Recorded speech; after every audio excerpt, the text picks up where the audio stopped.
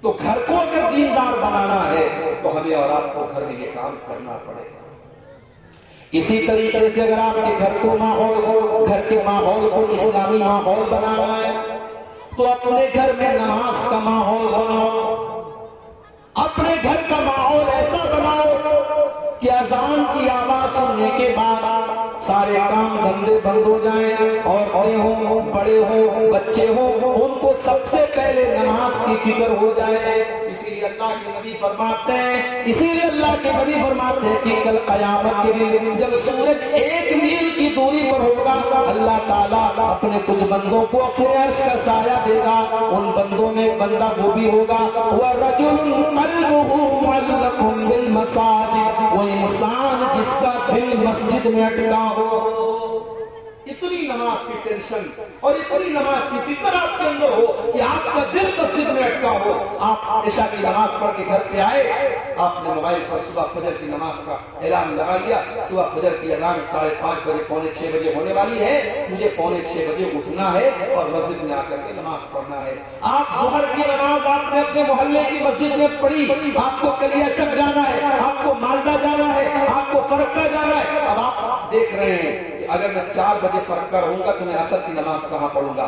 آپ ظہر پڑھنے کے بعد عصر کی پلاننگ کر رہے ہیں، عصر پڑھنے کے بعد مغرب کی پلاننگ کر رہے ہیں۔ نماز آپ کی زندگی کے شیڈیول میں شامل ہو جائے میرے پیارے ساتھیوں۔ اور یہی نہیں، جب آپ اپنے گھر پر رہیں تو اللہ کے نبی نے یہ بھی حکم دیا ہے کہ آپ سنت اور نفل نمازوں کو گھر میں پڑھیں۔ آپ اپنے گھر کے اندر سنت اور نفل نمازیں گھر کے اندر پڑھا کریں۔ فجر کی نماز ہے، آپ 2 رکعت سنت آپ گھر میں پڑھ کے تب مسجد میں جائیں۔ ظہر کی نماز ہے، آپ 2 رکعت کی جو 4 رکعت سنت ظہر کے پہلے پڑھی جاتی ہے 2 رکعت کر کے آپ گھر میں پہلے 4 رکعت پڑھیے، اس کے بعد آپ مسجد میں جائیے۔ اس سے کیا فائدہ ہوگا؟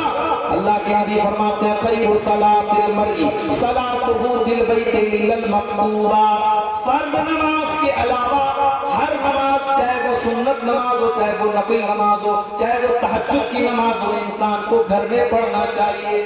کیوں پڑھنا چاہیے؟ اس کی وجہ بھی سمجھ لیجئے۔ جب آپ گھر میں نماز پڑھیں گے، آپ کا چھوٹا بچہ آپ کو دیکھ کر کے نماز کی محبت اس کے دل میں پیدا ہوگی۔ آپ میری پیاری ماں بہنوں جب گھر میں نماز پڑھیں گی، آپ کی چھوٹی بچی، آپ کی بیٹی بھی آپ کو دیکھ کر کے نماز سیکھے گی۔ اور آپ جب گھر میں نماز پڑھیں گے جہاں کوئی دیکھنے والا نہیں ہے تو آپ کی نماز کے اندر ریاکاری اور دکھاوے کا بھی کوئی مطلب نہیں ہوگا۔ آپ کی نماز کے اندر اخلاص پیدا ہوگا، آپ کی نماز صرف اور صرف اللہ کے لیے ہوگی۔ اسی لیے گھر کے اندر آپ نماز پڑھیں، فرض نماز مسجد میں پڑھیں، باقی نماز آپ گھر میں پڑھیں۔ اور یہی نہیں، آپ اپنے بچوں کو بھی نماز کے لیے لے کر کے جائیں۔ اللہ کے نبی فرماتے ہیں مروا اولادکم بالصلاۃ وهم ابناء 7 سنین، تمہارے بچے جب 7 سال کے ہو جائیں تو تم ان کو نماز پڑھنے کا حکم دو، واضربوہم علیہا وهم ابناء 10، اور جب تمہارے بچے 10 سال کے ہو جائیں اور نماز نہ پڑھے تو تم ان کی پٹائی کرو۔ 10 سال کے بچے اگر ہو جائیں تو نماز نہ پڑھنے کو ان کی پٹائی کرو۔ اور یہی نہیں، آگے اللہ کے نبی کہہ رہے ہیں وَفَرِّقُوا بَيْنَهُمْ فِي الْمَضَاجِعِ، اور جب تمہارے لڑکا اور لڑکی 10 سال کے ہو گئے تو ان کے بستر الگ کر دو۔ ایک کمبل میں، ایک چادر میں 2 لڑکوں کو مت سلاؤ، 2 لڑکیوں کو مت سلاؤ، ان کے بستر الگ کر دو۔ جانتے ہیں یہ حکم کیوں دیا گیا؟ یہ حکم اس لیے دیا گیا کہ 10 سال کا جب لڑکا آپ کا ہو گیا اور 10 سال کی آپ کی بیٹی جب ہو گئی تو اب وہ بلوغت کے قریب ہو گئے ہیں، اب وہ ینگ ہو رہے ہیں، اب وہ ٹین ایج کو پہنچ رہے ہیں، اب جوانی کی طرف وہ بڑھ رہے ہیں، اب ان کے جسم کے اندر تبدیلیاں آنا شروع ہو گئی ہیں۔ اب شریعت یہ کہتی ہے کہ اب یہاں سے ان کو پتہ لگنا چاہیے کہ اگر ہم ایک لڑکی ہیں تو ہمیں پردے میں رہنے کا حکم ہے، اگر ہم ایک مرد ہیں تو پھر ہمیں اپنی نظروں اور اپنی شرمگاہ کی حفاظت کا حکم ہے۔ شریعت میں سماج کو گندگی سے بچانے کے لیے بچہ اور بچی جب 10 سال کے ہو جائے وہیں سے یہ حکم دیا کہ ان کے بستر پر میرے بھائیوں، یہ ہماری شریعت ہے۔ اللہ تعالیٰ نے قرآن میں اگر ہم سے اور آپ سے یہ کہا ہے کہ زنا کے قریب مت جاؤ تو زنا کے قریب لے جانے والی جتنی چیزیں ہیں اسلام نے ان سب کو روکا ہے۔ کیوں کہا اللہ نے قرآن میں وَلَا يُبْدِينَ زِينَتَهُنَّ सुंदरता को, अपनी खूबसूरती को, अपनी जीनत को किसी के सामने जाहिर मत करो। क्यों कहा अल्लाह ने वलियज़रिबना बिखुमुरिहिन्ना अला जुयूबिहिन्ना, जब तुम अपने घर में अपने बाप के सामने, अपने भाई के सामने, अपने महरम रिश्तेदार के सामने, अपने ससुर के सामने भी अगर तुम रहो तो अपने दुपट्टे को अपने सीने पर रखो, अपने दुपट्टे को अपने गरेबान पर रखो।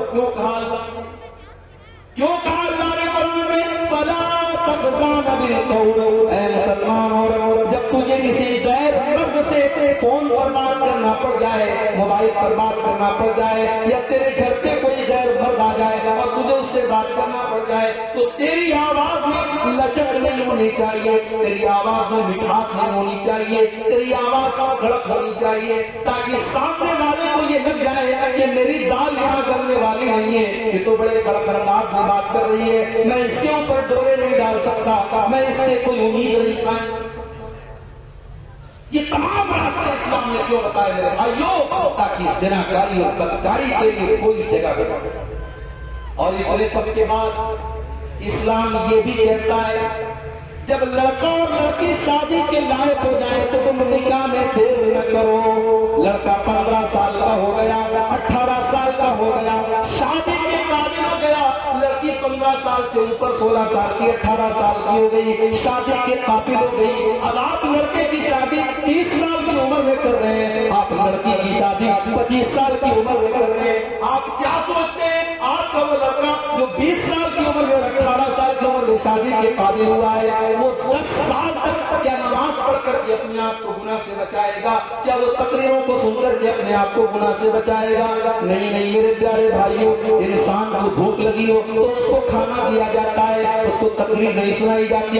इंसान को प्यास लगी हो तो उसको पानी दिया जाता है, उसके सामने कुरान नहीं पढ़ा जाता है। अगर आपके जवान बेटे और बेटियां शादी के काबिल हो गए हैं तो इस्लाम ये भी कहता है कि उनकी शादी में तुम देर मत करो। यही नहीं, अब जो बात मैं कहने जा रहा हूं, हो सकता है मेरे जाने के बाद औरतें नाराज हो जाएं और कहने लगे कि आइंदा इस मौलवी को मत बुलाना, आइंदा इस मौलवी की तकरीर मत करवाना। ये भी सुन लो, समाज में ज़िनाकारी को रोकने के लिए इस्लाम ये भी कहता है अगर मर्द के पास ताकत है, पैसे वाला है और एक से ज्यादा बीवियों का वो हक अदा कर सकता है, वो 2 शादी कर सकता है, वो 3 कर सकता है, वो 4 कर सकता है, तो इस्लाम ये कहता है कि उस मर्द को कर लेना चाहिए। नहीं मौलवी साहब, ज़िना कर लेना आसान है, दूसरी शादी का नाम रखना। बीवी कहती है कि तुम गलत काम कर लो चलेगा, मगर तुम किसी को मेरी सौतन बना के लाओगे, मैं अपने प्यार को नहीं बांट सकती, मैं अपनी मोहब्बत को नहीं बांट सकती। बीवी साफ कहती है तुम गलत काम कर लो चलेगा, मगर मैं कल मुंबई में था, मुंबई में एक नौजवान लड़का मेरे पास आया, 28 साल 30 साल का लड़का रहा होगा, पैसे वाला लड़का है। उसने कहा मौलवी साहब मैं दूसरी शादी करना चाहता हूँ। मैंने कहा बहुत अच्छी बात है, कर लो भाई। कहा किससे करूं? कोई बेटी देने को तैयार ही नहीं है। लड़की, मैंने ऐसी जगह रिश्ता भेजा जहां लड़की गूंगी है, लड़की बोल नहीं सकती है और गरीब फैमिली है, लेकिन उन लोगों ने भी कहा कि नहीं साहब हम दूसरी बीवी के तौर पर अपनी बेटी को नहीं। ये हालात नहीं सब हमारे और आपके समाज। दूसरी शादी जो बेचारा कर सकता है उसको करने की इजाजत नहीं है। नतीजा ये है, और मैं समाज की हकीकत आपको बता रहा हूं कि कितने शादीशुदा लोग हैं जिनके शादी के बाद भी दूसरी औरतों से संबंध है, जिसको हम कहते हैं एक्स्ट्रा मैरिटल अफेयर। शादी के बाद भी नाजायज ताल्लुकात है और समाज के अंदर वो चीजें चल रही है, लेकिन दूसरी शादी को समाज ने गाली बना दिया। कोई दूसरी शादी कर ले, पूरा समाज कहता है यार ये बहुत गलत आदमी है, बहुत अय्याश आदमी है, इसने दूसरी शादी कर ली। लेकिन उसी समाज में कितने शादीशुदा लोग हैं जो अपनी जरूरत को गलत और नाजायज तरीके से पूरा कर रहे हैं और समाज में उसको कोई बुरा कहने वाला और उसको कोई रोकने वाला नहीं है। मेरे भाइयों, अगर इस्लाम ने ज़िनाकारी से रोका है तो इस्लाम ने उसका हल भी बताया है। इस्लाम ये कहता है शादी करो, निकाह करो। कितनी लड़कियां हैं, कितनी लड़कियां हैं आज 25 साल की हो गई, उनके माँ बाप उनकी शादी के बारे में सोचते भी नहीं। अगर वो लड़की कभी अपनी माँ से कह दे मेरी शादी करा दो, माँ कहती है तू बड़ी बेशर्म हो गई है, तू शादी की बात कर रही है, तू बड़ी बेगैरत हो गई है, तू शादी की बात कर रही है। ओ मेरी प्यारी माँ बहनों, आप समझदारी से काम लो, आप समझदारी से काम लो। लड़की अगर शादी के काबिल हो चुकी है, आप उसकी शादी करा दीजिए और रिश्तेदारी और शादी में आप आसानी पैदा कीजिए, अपने स्टैंडर्ड को थोड़ा कम कर दीजिए। अगर अच्छा रिश्ता मिल रहा है, लड़का खाने कमाने वाला है, दीनदार है, बहुत अच्छा मकान नहीं है, बहुत ज्यादा उसकी आमदनी नहीं है, लेकिन अगर लड़का दीनदार है, नेक है, अच्छा है, तो निकाह कर दो, शादी कर दो। जब इंसान शादी करता है, जब जिम्मेदारी उसके कंधों पर आती है, तो अल्लाह ताला ऑटोमेटिक उसकी रोजी रोटी में बरकत देता है।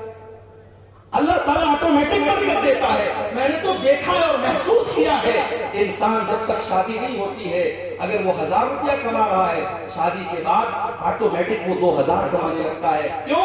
क्योंकि जब बीवी आती है, बीवी अपने हिस्से का मुकद्दर लेके आती है, अपने हिस्से की रोजी लेके आती है। फिर 1 साल बाद, 2 साल बाद जब औलाद होती है, जब बेटा और बेटी होते हैं, इंसान की आमदनी है और उसकी कमाई है और अल्लाह बरकत देता है। क्योंकि जो बच्चा पैदा हुआ है वो अपनी रोजी रोटी लेकर के आया है। मेरे भाई, हम और आप ये समझते हम पैसा कमा रहे हैं, तुम नहीं कमा रहे हो। तुम्हारे हिस्से का जो मुकद्दर है, उस मुकद्दर में जो रोजी अल्लाह ताला ने तुमको लिखी है, तुम्हारी बीवी के जरिए, तुम्हारे बच्चों के जरिए, वो तुमको मिलती है और अल्लाह तुमको देता है। इसलिए शादी में मेरे भाइयों आप आसानी पैदा करें। इसीलिए अल्लाह के नबी फरमाते हैं, इज़ा तबय्यनकुम मिमन तर्ज़ौना दीनहु व खुलक़हु फज़व्विजूहु। जब तुम्हारे लड़का या लड़की के लिए कोई अच्छा रिश्ता मिले, कोई दीनदार रिश्ता मिले, तो तुम निकाह करने में देर न करो। अल्लाह के नबी के सहाबी थे, शक्ल सूरत के अच्छे नहीं, चेहरे पर दाने भी थे, एक आदमी था, लेकिन बड़े नेक आदमी थे। उनका नाम था जुलैबीब रज़ी अल्लाह ताला। अल्लाह के नबी से बहुत मोहब्बत करते थे। अल्लाह के नबी ने पूछा, जुलैबीब तुम्हारी शादी हुई कि नहीं? अरे अल्लाह के नबी शादी नहीं हुई। आपने कहा कोई बात नहीं, हम तुम्हारी शादी कराएंगे। मदीना के अंदर एक अंसारी साहब थे, जिनकी बेटी बड़ी पढ़ी लिखी, बड़ी काबिल थी, बड़ी अच्छी थी, और वो अपनी बेटी के लिए रिश्ता तलाश कर रहे थे। एक दिन अल्लाह के नबी के पास आते हैं और अल्लाह के नबी से कहते हैं कि अल्लाह के नबी, मैं अपनी बेटी के लिए रिश्ता तलाश कर रहा हूं। नबी अकरम ने फरमाया कि आपकी बेटी के लिए बहुत अच्छा रिश्ता है मेरे पास। साहबी ने समझा कि अल्लाह के नबी मेरी बेटी को अपनी बीवी बनाना चाहते हैं, अपने घर में ले जाना चाहते हैं। साहबी ने कहा, अल्लाह के नबी ये तो मेरी बड़ी खुशनसीबी की बात है। आपने फरमाया, नहीं नहीं, मैं तुम्हारी बेटी से खुद निकाह करना नहीं चाहता, मेरे एक सहाबी हैं, मैं अपने सहाबी से तुम्हारी बेटी का निकाह करना चाहता हूं। कहा, अल्लाह के नबी कौन है? कहा, जुलैबीब। अब सहाबी जानते थे जुलैबीब गरीब भी हैं और बदसूरत भी हैं, चेहरे पर दाग धब्बे भी हैं, ज्यादा खूबसूरत भी नहीं, और उनकी लड़की बड़ी खूबसूरत थी, बड़ी पढ़ी लिखी थी, बड़ी अच्छी थी। अब लेकिन नबी का हुक्म है, सहाबी इनकार भी नहीं कर सकते। उन्होंने कहा, या रसूल अल्लाह, मैं थोड़ा सा लड़की की मां से मशवरा कर लेता हूं, समझ लेता हूं, उसके बाद में जवाब दूंगा। सहाबी घर आते हैं और घर आने के बाद अपनी बीवी से कहते हैं कि अल्लाह के नबी ने हमारी बेटी के लिए रिश्ता भेजा है। कहा, कौन है? किसके लिए रिश्ता भेजा है? कहा, जुलैबीब के लिए रिश्ता भेजा है। लड़की की माँ भी जानती थी जुलैबीब गरीब आदमी है, जुलैबीब बदसूरत आदमी है। लड़की की माँ ने फौरन कहा, हम जुलैबीब के साथ अपनी लड़की की शादी तो नहीं कर सकते, इतने अच्छे अच्छे रिश्ते हमारी लड़की के आए, हमने अपनी बेटी की शादी किसी और से नहीं कराई, अब हम अपनी बेटी की शादी जुलैबीब से कराएंगे, ऐसा नहीं हो सकता। लड़की की माँ ने साफ इनकार कर दिया। सहाबी पलट कर दे जाने लगे। लड़की अंदर पर्दे से सब सुन रही थी माँ बाप की बातचीत। लड़की अपने माँ बाप के पास आती है, ऐ मेरे अम्मी जान, ऐ मेरे अब्बू जान, ठीक है आपको ये रिश्ता पसंद नहीं आया, आपको जुलैबीब पसंद नहीं आए, मगर जरा इस पर भी तो गौर करो, ये रिश्ता भेजने वाली हस्ती कौन है?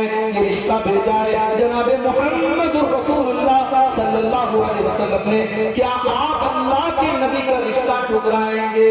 मेरे अब्बू जान ऐसा न कीजिए, आप मेरी शादी जुलैबीब से करा दीजिए। अगर अल्लाह के नबी ये रिश्ता भेजा है, मुझे उम्मीद है اللہ اس رشتے کو میرے حق میں برکت والا بنا دے گا، میں اس رشتے پر راضی ہوں۔ جب میں راضی ہوں تو آپ کو اعتراض نہیں کرنا چاہیے، آپ میری شادی والے دن سے کرا دیجیے۔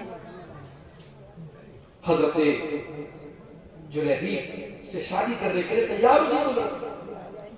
لڑکی کے والد اللہ کے نبی کے پاس آتے ہیں اور پورا واقعہ سنا دیتے ہیں کہ ہم دونوں میاں بیوی تو تیار نہیں تھے، مگر ہماری بیٹی تیار ہے کیونکہ رشتہ آپ نے بھیجا ہے۔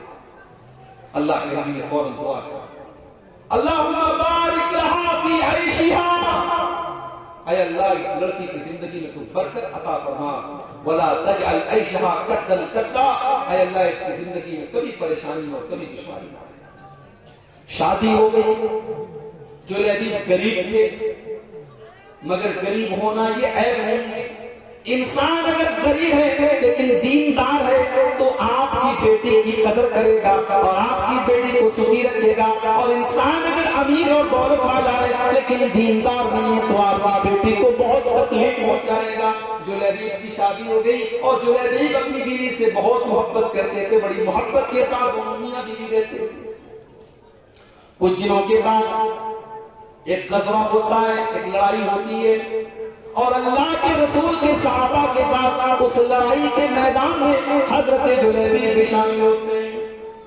لڑائی جب ختم ہو جاتی ہے اور مسلمان اپنے شہیدوں کی لاشوں کو تلاش کرنے لگتے ہیں تو اللہ کے نبی پوچھتے ہیں کہ سب کی لاشیں تو نظر آ رہی ہیں، مجھے میرا جلیبیب نظر نہیں آ رہا ہے، کیا تم لوگوں نے جلیبیب کو دیکھا ہے؟ جب تلاش کیا گیا تو 7 دشمنوں کے بیچ میں 7 لوگوں کو مارنے کے بعد، اکیلے ان سے لڑنے کے بعد اپنی جان اللہ کی راہ میں قربان کرنے والا جلیبیب 7 دشمنوں کے بیچ میں تیروں سے اور تلواروں سے کے زخم سے بھری ہوئی ان کی لاش آتی ہے۔ اللہ کے نبی اپنے اس صحابی کی لاش کو اپنے کندھے پر اٹھا کر کے قبر کے پاس لے کے جاتے ہیں۔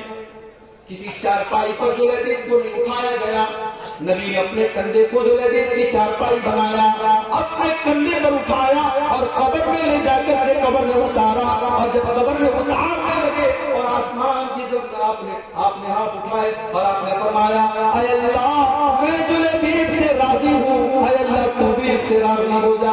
صحابہ کہتے ہیں وہ منظر دیکھ کر کے ہمیں اتنی نفرت ہوئی، ہم نے یہاں تک ہمارے دل میں یہ خیال پیدا ہوا کہ کاش اس قبر میں ہم ہوتے اور کاش اللہ کے نبی ہمارے بارے میں یہ دعا کر رہے ہوتے۔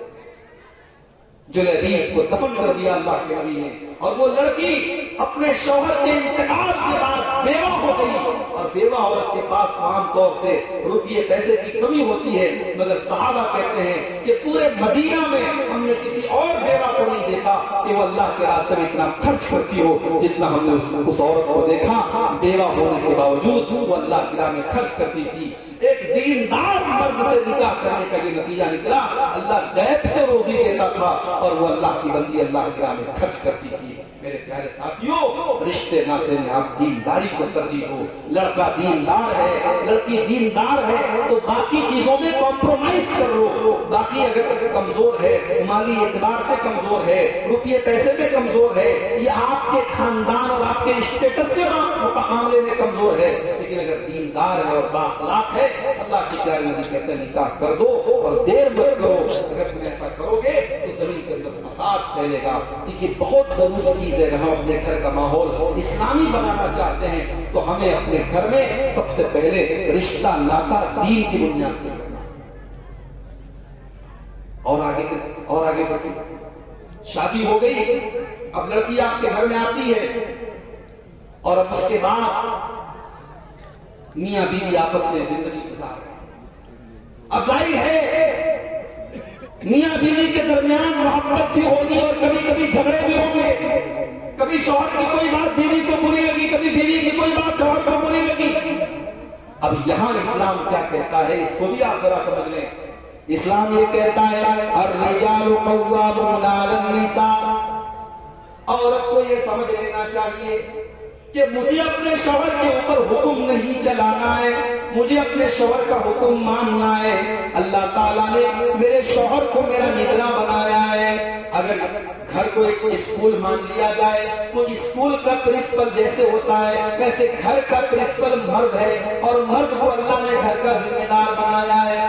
اگر گھر کو ایک گاڑی بنا لیا جائے تو بیوی اس گاڑی پر بیٹھی ہے اور ڈرائیور اس گاڑی کا شوہر ہے. اللہ نے فرمایا کہ ہم نے زندگی میں عورت کے اوپر مرد کو نگراں بنایا ہے, ذمہ دار بنایا ہے. کیوں بنایا؟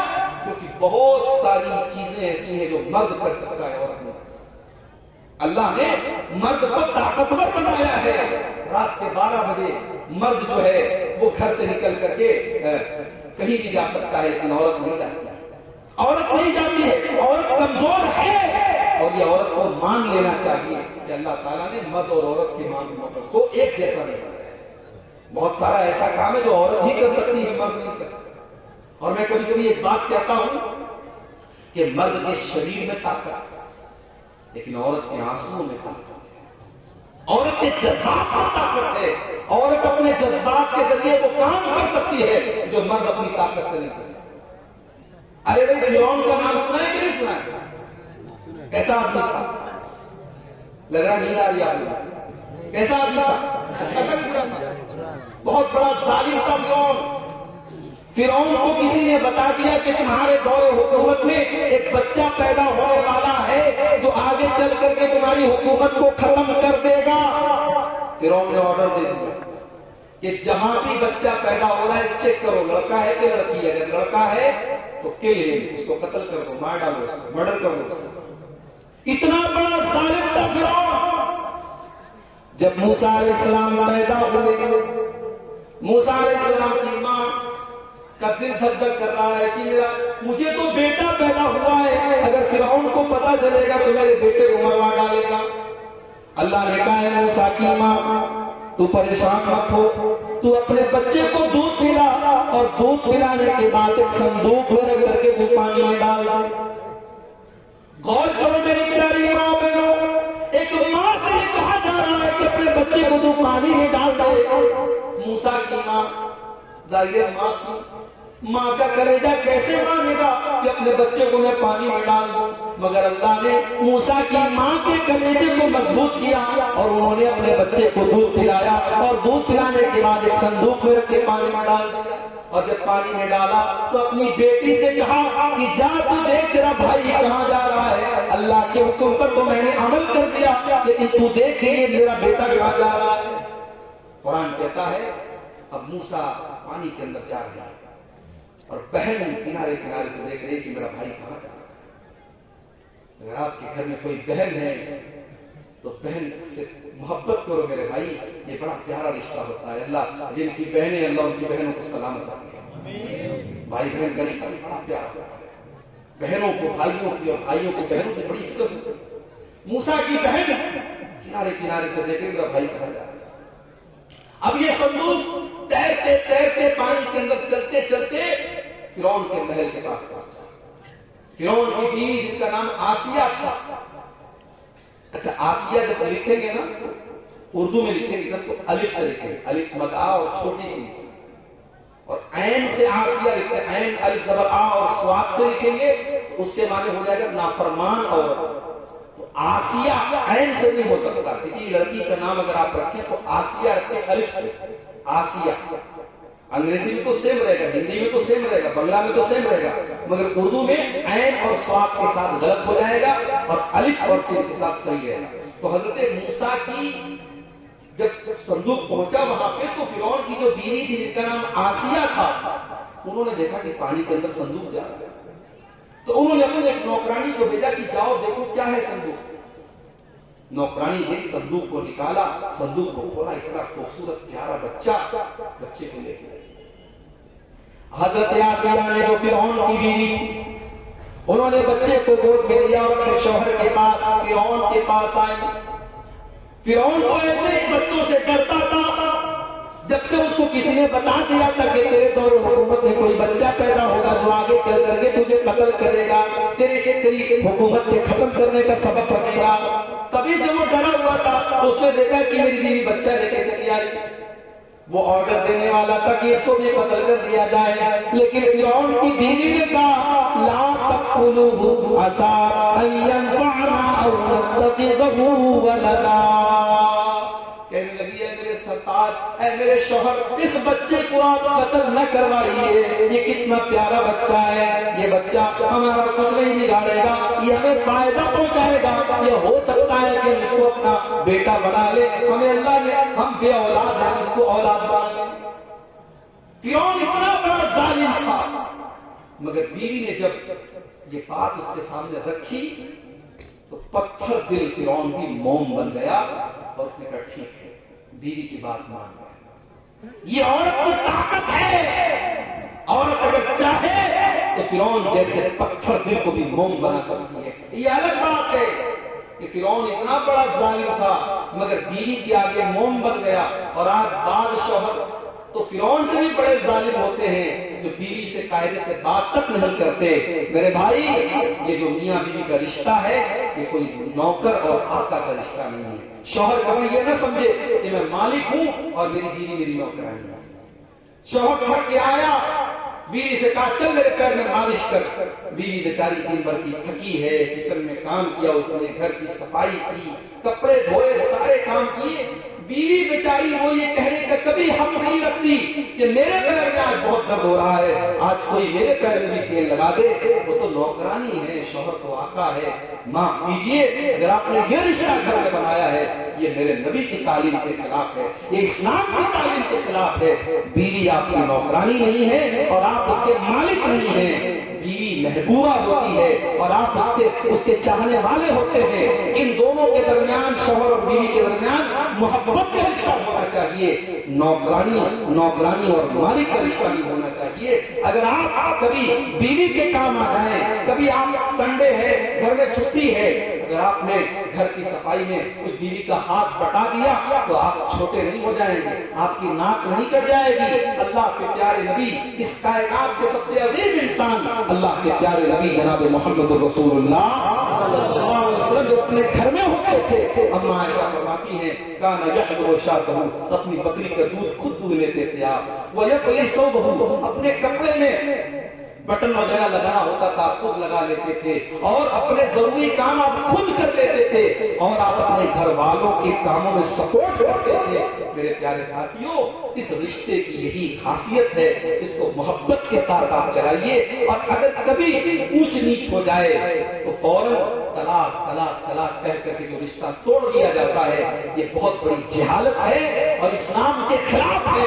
ارے طلاق تو بہت بات کی بات ہے، اسلام تو یہ کہتا ہے کہ اگر آپ کو بیوی کی کوئی بات بری لگتی ہے تو اکیلے میں بیٹھ کر کے سوچو کہ بیوی نے آج کھانا خراب بنایا ہے، آج اس کے کپڑے پر پریشر کر کے کپڑے کو جلا ڈالا ہے، لیکن کم سے کم تمہارے بچوں کی اچھی پرورش تو کر رہی ہے، کم سے کم وہ بے حیائی اور بے پردگی تو نہیں کر رہی ہے. اللہ کے نبی فرماتے ہیں لا یفرق مؤمن مؤمنۃ ان کریہ منها خلقا رضی منها، خبردار کوئی مرد اپنی عورت سے الگ نہ ہو، اپنی بیوی سے الگ نہ ہو اور طلاق نہ دے اور بیوی کو الگ نہ کرے.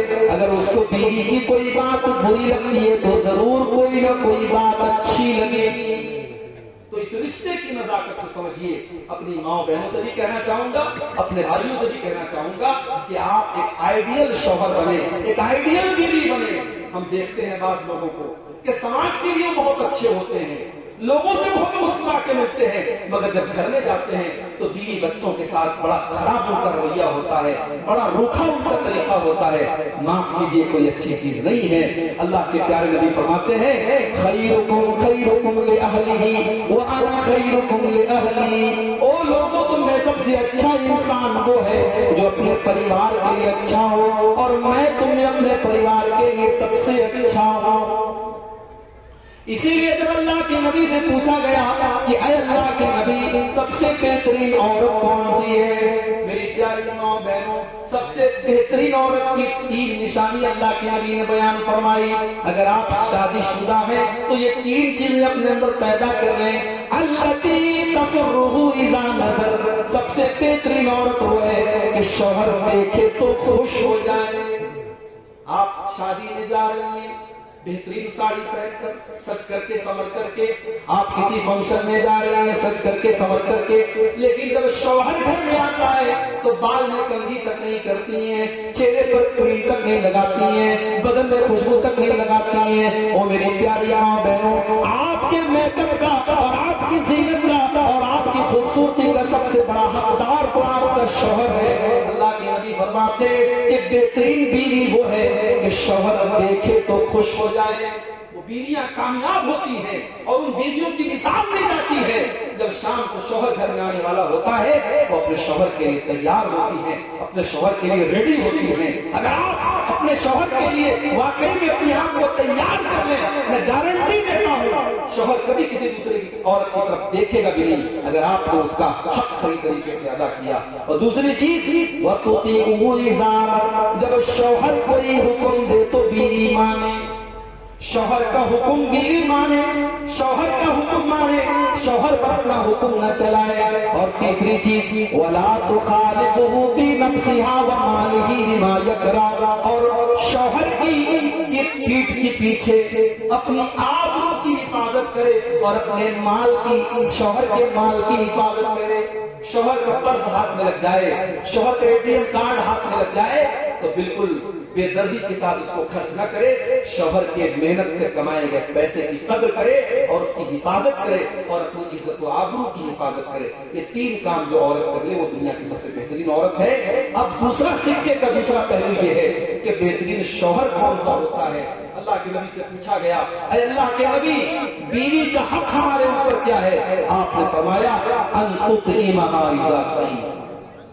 तुम तो जाके कलिया चक्र रसगुल्ला खा रहा है और तुम्हारी बीवी बेचारी घर में दाल चावल खा रही है, दाल भात खा रही है, ये मुनासिब बात नहीं है। जो तुम खाओ बीवी को खिलाओ, जो तुम पहनो, जिस स्टैंडर्ड और जिस मेयार का तुम कपड़ा पहनते हो अपनी बीवी को पहनाओ। वला तस्रिबिल वजह, और कभी भी बीवी के ऊपर गुस्से में हाथ मत उठाओ, उसके चेहरे पर कभी मत मारो। कभी गुस्सा आया, अपने आप को कंट्रोल रखो, वो कोई जानवर नहीं है, वो कोई नौकरानी नहीं है, उसके चेहरे पर कभी हाथ मत उठाओ। वला तो कब्बे, और गाली गलौज से बात मत करो। वला तख्जु इल्ला फिल बैत, और जितना भी गुस्सा आ जाए, घर की बात घर के बाहर न जाए, उसको औरत को कभी घर से मत निकालो। ये औरत का हक है मेरे प्यारे साथियों। अगर इन चीजों को हम अपना ले तो इंशाअल्लाह इस रिश्ते में मोहब्बत पैदा होगी और घर का माहौल दीनदारी वाला बनेगा। अब आखिरी चीज बयान करके हम बात खत्म करेंगे। घर के माहौल को अगर आप इस्लामी माहौल बनाना चाहते हैं तो एक जरूरी चीज ये भी है कि आप अपने बाल बच्चों के लिए दुआ करें, अपने बीवी बच्चों के लिए आप दुआ करें। और कुरान में 2-3 दुआएं अल्लाह ने हमें सिखाई हैं। एक दुआ कुरान के 19वें पारे में अल्लाह फरमाता है, रब्बना हब लना मिन अज़वाजिना व ज़ुर्रिय्यातिना कुर्रता अयुन। अल्लाह के नेक ये दुआ करते हैं, परवरदिगार हमारे बीवी बच्चों को हमारी आंखों की ठंडक बना दे, वजअलना लिलमुत्तकीन इमामा, और अल्लाह तो मुत्तकियों का इमाम हमको बना दे। ये दुआ आप याद कर लीजिए। जब भी आप दुआ के लिए हाथ उठाइए, अपने बीवी बच्चों के लिए दुआ कीजिए, ऐ अल्लाह हमारे बीवी बच्चों को हमारी आंखों की ठंडक बना दे। और आपकी बीवी आपकी आंखों की ठंडक कब बनेगी? जब वो नेक होगी, जब वो दीनदार होगी। आपका बच्चा अपनी आंखों की ठंडक कब बनेगा? जब आप फजर की नमाज पढ़ने मस्जिद में आएंगे और देखेंगे आपका बेटा पहली सफ में खड़ा है तो आपके दिल को सुकून पहुंचेगा। मेरे भाइयों, वो फैमिली और वो परिवार वो मिसाली होता है जहाँ शौहर और बीवी नेकी के काम में एक दूसरे का सपोर्ट करें। अल्लाह के नबी ने दुआ की है उस औरत के लिए, उस मर्द के लिए जो रात में उठ करके तहज्जुद पढ़े और अपनी बीवी को उठाए। अल्लाह के नबी फरमाते हैं, रहीमल्लाहु रजुलन क़ाम मिनल लैल, अल्लाह ताला रहमत नाज़िल फरमाए उस मर्द के ऊपर जो रात में उठ करके तहज्जुद पढ़ता है और अपनी बीवी को भी उठाता है। अगर बीवी उठने से इनकार कर देती है तो बीवी के चेहरे पर वो पानी डाल देता है मगर उसको उठाता है। और अल्लाह ताला रहमत नाज़िल फरमाए उस औरत के ऊपर जो रात में उठ करके तहज्जुद की नमाज पढ़ती है और अपने शौहर को उठाती है। अगर शौहर इनकार करता है तो शौहर के चेहरे के ऊपर पानी डाल करके उसको उठाती है। ये परिवार अगर हमारे ہمارے اور آپ کے سماج میں ہو جائے کہ بیوی شوہر سے نماز پڑھوا رہی ہے، شوہر بیوی سے نماز پڑھوا رہا ہے، تو میرے بھائیوں اس گھر میں برکت آئے گی، اس گھر میں رحمت آئے گی، اس گھر میں دینداری آئے گی۔ آج حالات بہت خراب ہے میرے بھائی، آج ہمارے گھروں سے دینداری ختم ہو رہی ہے۔ ارے آج گھروں میں کوئی قرآن پڑھنے والا نہیں، 24 گھنٹے میں گھر میں کتنے مسلمانوں کے گھر ایسے ہیں کہ 24 گھنٹے میں کوئی ایک مرتبہ اللہ کا نام لینے والا نہیں۔ مسلمان کا گھر ہے، دن بھر موبائل پر گانا بج رہا ہے، ننگی تصویریں دیکھی جا رہی ہیں، دنیا بھر کی چیزیں دیکھی جا رہی ہیں، مگر ایک بار پورے گھر میں کوئی اللہ کا نام لینے والا نہیں ہے۔ ان حالات میں میرے بھائیوں ہمیں اور آپ کو اپنے گھر والوں اور اپنے اوپر توجہ دینے کی ضرورت ہے۔ اور آخری بات کہہ رہا ہوں کہ آج ہم اپنے بچوں کی بڑی فکر کرتے ہیں، اپنے بچوں کے لیے ہم زمین جائیداد خریدتے ہیں، مائیں اپنی بچوں کے لیے زیور بناتی ہیں، کیوں؟ تاکہ ہمارے بعد ہمارے بچوں کو پریشان نہ ہونا پڑے۔ میں بڑے کھلے لفظوں میں کہہ رہا ہوں، اگر آپ اپنے بچوں کا فیوچر بنانا چاہتے ہیں، آپ پہلے اپنے آپ کو نیک بنائیے، آپ اپنے آپ کو دیندار بنائیے۔ جس دن آپ دیندار ہو گئے، جس دن آپ نیک ہو گئے، آپ کے بیوی بچے آپ کے بعد بھی انشاءاللہ بے سہارا نہیں ہوگا۔ اور اس کی دلیل میں قرآن سے آپ کو دے رہا ہوں، قرآن کا 16واں پارہ اٹھاؤ، حضرت موسیٰ کا واقعہ اللہ بیان کر رہا ہے۔ موسیٰ علیہ السلام ایک گاؤں میں جاتے ہیں، حضرت موسیٰ ایک گاؤں میں جاتے ہیں، ان کے ساتھ حضرت خضر بھی ہیں، ان دونوں کو بھوک لگی ہے، گاؤں والوں سے کھانا مانگا، گاؤں والوں نے کھانا دینے سے انکار کر دیا۔ گاؤں والے بڑے کنجوس تھے، بڑے مکھی چوس تھے، انہوں نے کھانا دینے سے انکار کر دیا۔ دونوں لوگ تھکے ہارے ایک دیوار کی ٹیک لگائے بیٹھے ہوئے تھے۔ اچانک حضرت خضر نے دیکھا کہ دیوار گرنے والی ہے، انہوں نے کھڑے ہو کر کے دیوار کو صحیح کر دیا۔ موسیٰ علیہ السلام کو بڑا غصہ آیا کہ آپ نے دیوار کو کیوں ٹھیک کر دیا، آپ نے دیوار کو کیوں سیدھا کر دیا؟ جب ان لوگوں نے کھانا تک نہیں کھلایا تو آپ کو تو پہلے پیسہ طے کر لینا چاہیے تھا، پہلے اجرت طے کر لینا چاہیے تھا، اس کے بعد آپ کو دیوار درست کرنا چاہیے تھا۔ تو حضرت خضر نے کہا کہ میں نے یہ کام اپنی مرضی سے نہیں کیا ہے، یہ اللہ کے حکم سے کیا ہے، میں نے یہ دیوار اس لیے ٹھیک کی ہے۔ وَأَمَّا الْجِدَارُ فَكَانَ لِغُلَامَيْنِ يَتِيمَيْنِ فِي الْمَدِينَةِ وَكَانَ تَحْتَهُ كَنْزٌ لَهُمَا وَكَانَ أَبُوهُمَا صَالِحًا فَأَرَادَ رَبُّكَ أَن يَبْلُغَا أَشُدَّهُمَا وَيَسْتَخْرِجَا كَنزَهُمَا رَحْمَةً مِّن رَّبِّكَ۔ حضرت خضر نے کہا اے موسیٰ، یہ جو دیوار جو گرنے والی تھی، یہ دیوار دو یتیم بچوں کے مکان کی دیوار تھی۔ دو یتیم بچے تھے جن کے باپ نے اپنے بچوں کے لیے دیوار کے نیچے خزانہ چھپا کے رکھا تھا، اگر دیوار گر جاتی تو خزانہ گاؤں والے لوٹ لیتے، لیکن ان دونوں بچوں کا جو باپ تھا وہ بہت نیک تھا، وہ بہت نمازی تھا، وہ بہت اللہ والا تھا۔ اس نیک باپ کی اولاد اپنے باپ کے خزانے سے محروم ہو جائے، یہ اللہ نے گوارا نہ کیا، اور اللہ نے مجھے حکم دیا کہ میں دیوار کو ٹھیک کر دوں تاکہ کل جب وہ بچے جوان ہو جائیں تب وہ اپنے باپ کا دبایا ہوا خزانہ وہ حاصل کر لیں۔ پتہ یہ چلا کہ اگر باپ نیک ہے اور باپ اگر دیندار ہے تو اس کی نیکی کا بدلہ، اس کی نیکی کا فائدہ اس کے مرنے کے بعد بھی اس کے بچوں کو ملتا رہے گا۔ اسی لیے حضرت عبداللہ بن مسعود رضی اللہ تعالیٰ عنہ جب رات میں تہجد کی نماز پڑھا کرتے تھے اور ان کا چھوٹا بیٹا ان کے پاس لیٹا رہتا تھا، سویا رہتا تھا، حضرت عبداللہ بن مسعود تہجد پڑھنے کے بعد اپنے بیٹے کو دیکھ کر کے کہتے تھے من اجلک یا بنیا، اے میرے بیٹے تیرا باپ رات میں اٹھ کر کے تہجد کی نماز پڑھ رہا ہے، رات کو اٹھ کر کے تیرا باپ اللہ کی بارگاہ میں رو رہا ہے، تیرے لیے رو رہا ہے، تیری خاطر رو رہا ہے تاکہ تیرا فیوچر اچھا ہو جائے، تیرا بھوشیہ اچھا ہو جائے، کل اللہ تعالیٰ اپنی رحمتوں میں تجھ کو جگہ دے۔ آپ اپنے بچوں کے لیے اگر ان کا فیوچر بنانا چاہتے ہیں، ان کا بھوشیہ بنانا چاہتے ہیں تو آپ پہلے اپنے کردار پر محنت کریں میرے بھائی، اپنے اوپر محنت کریں۔ اگر آپ سچے ہیں آپ کے بچے بھی سچے ہوں گے۔ میری ماں اور بہنوں، اگر آپ دیندار اور پردے میں رہیں گی آپ کی بیٹی بھی آپ سے پردہ سیکھے گی۔ اگر آپ سچ بولیں گی آپ کی بیٹیاں آپ سے سچ سیکھیں گی، آپ نماز کی پابندی کریں گی آپ کی جوان بیٹی بھی ہر ٹائم پابندی سے نماز پڑھے گی۔ ماؤں سے ان کی بچیاں سیکھتی ہیں اور بیٹے اپنے باپ سے سیکھتے ہیں، تو پہلے آپ خود اپنے آپ کو سنواریں اور سدھاریں۔